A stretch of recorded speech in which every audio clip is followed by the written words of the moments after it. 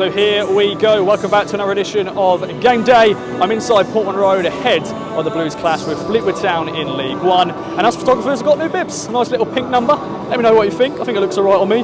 But yes, Brett Johnson is in the building for the first time at Portman Road. Hopefully the Blues can make it back-to-back wins for the first time under Paul Cook. We're going to get the sights and the sounds as standard. And we'll speak to fans after the game and get their thoughts on the result.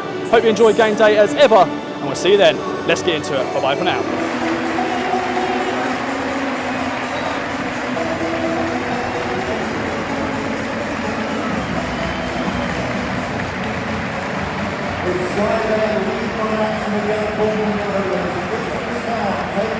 Fleetwood Town.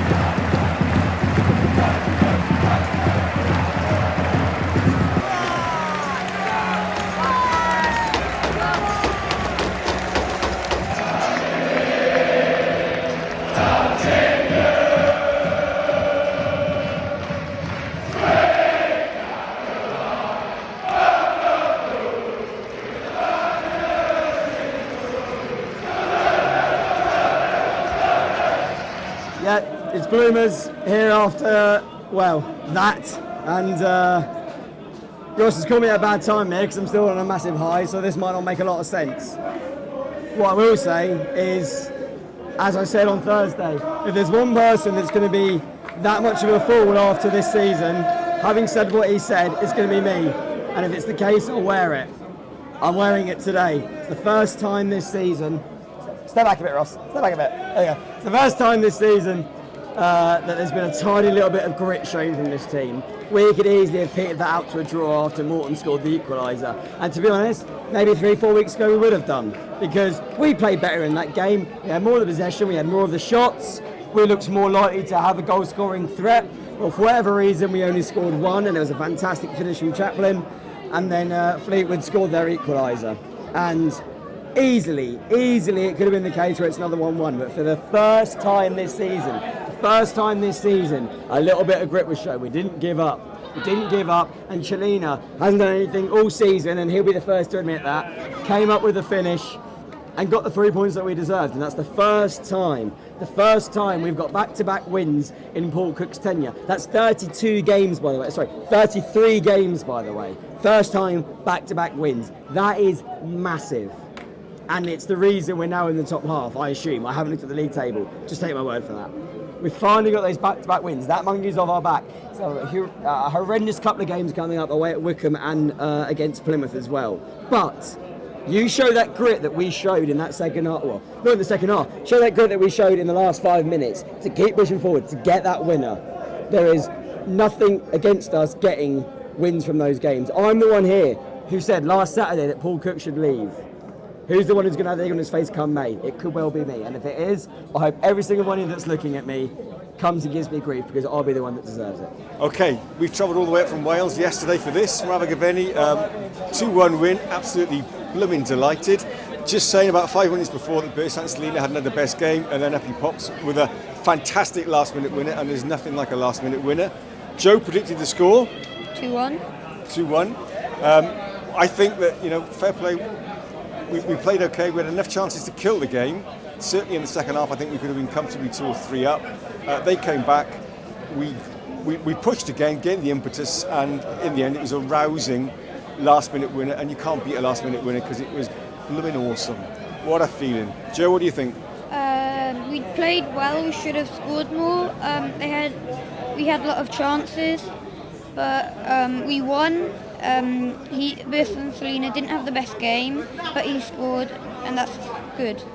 Fantastic. Great day at Portman Road. Cheers all. Right, it's Mike and Mark. It's nice to get a last minute winner. Mark and Mike. Mark and Mike. What do you feel of that one then, Michael? Like M&M's. M&M's? M&M's. That was 2 points gained, wasn't it? I don't know. I think we got what we deserved in the end. I think today the attack wasn't really at it, I don't think. And to be fair to the defence, up until the goal, I 2 thought... points gained. No, but I think, Makes up for the 2 points dropped at Cambridge. It does. And it sets us up nicely for Plymouth. But Back-to-back home wins. Oh, back-to-back wins? Back-to-back wins, yeah. First Back-to-back time in wins, Cooks, yeah. Back-to-back. So Back-to-back we've got that home wins. hoodoo out the way now. We can go on to 3. That'd be nice. 3 wins. 3 wins on the trot would be lovely. Back-to-back-to-back. Back-to-back, yeah. But no, I think our defence was pretty good today. We let them back into the game with probably quite a poor goal, but Fleetwood, I think they were there to sort of frustrate us, kill the crowd. The crowd weren't particularly up for the game, I didn't think, today. No, they were very I don't flat. know whether the weight of expectation of Tuesday night sort of laid bare with people, but... I think after the first 20 minutes, they could see that, hang on a minute, we're not going to take the lead. And we had... sit down and read the We programme. had chances before we scored to think, I think Bond probably should have done a bit better with his header. As the offside goal, I'll have to wait and see how far that was offside. Good to see Brett here. Brett, yeah. See that? Yeah, maybe he's our good luck Ross has charm. met Brett. I know, he's very famous, isn't he? Did you say anything to No. him, Ross?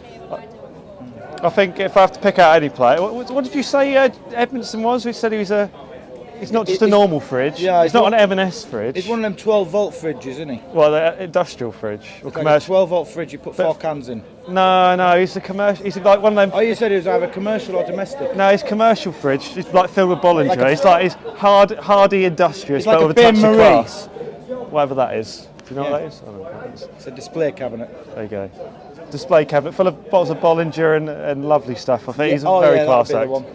Yeah, but no, it's Bersant, to be fair, he's not had the best of times yet. Connor Chapman. He's a hell of a signing, isn't he? Yeah, but that's the thing. Stand up. We didn't have this last year. There's players on the bench that can come on and change a game. A lot of people have said, right, that basically the good thing is that there's been no outstanding players.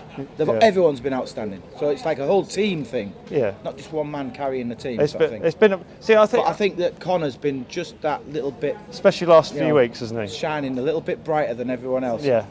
And I really like the kid. I really do. You've spent a lot of time down Pompey, so you're a little bit biased. Yeah, I towards do him, actually. Yeah, I'm. Pompey's in your blood, but Pompey's not too in my much. blood. Yeah. Yeah. It's Navy and that. Yeah, but no, I think Poor Pompey. it's a perfect result to follow up from Portsmouth. I was going to bring some cheese. Who takes cheese to a football? I know, who does take cheese? I thought it was Michael Jacobs, because Jacobs crackers and cheese. It's really hard to get cheese in Portsmouth. Is it? Well, you get brie, I suppose, from the French. I don't know. Not many cheese boards then. No, only at Christmas. Well, they haven't got cheese on They're the board. expensive platters, you know. They haven't got cheese on the board, but we've got points on the board again today. We're just It's waffling, perfect. aren't we? We are just waffling. Goodbye, everybody. See you in Plymouth. Yes. Hi, I'm Francine. I'm Rory. I was really impressed with that. Thank God we got that last minute winner because they didn't deserve anything from the game. And the free kick that led to their goal, never a free kick, never a foul. Who did you think was best? Either 21 or 22. So Chaplin or Enciala gets Rory's man of the match vote. I was really impressed with Morsey. Thought he was everywhere. So yeah, and can't beat a last minute winner, can you? Hey Ross, John, we got a win. Yay! So delighted because we deserve that. But the most positive thing for me of the whole game is that we actually showed some character when we went 1-1, because we should have been, the game should have been out of sight again, and then they score from nothing. They deserve nothing second half. We were in the ascendancy but just didn't get a second goal, but we showed character, and then Selena got his goal. So you know, for me, that pain of worrying that we're going to be dropping points again was kind of just relief in the end, and we all went mental, and it was lovely, and it feels great to know that we won on Tuesday and we followed it up with another win tonight. Place for all the fans, really good vocal support today.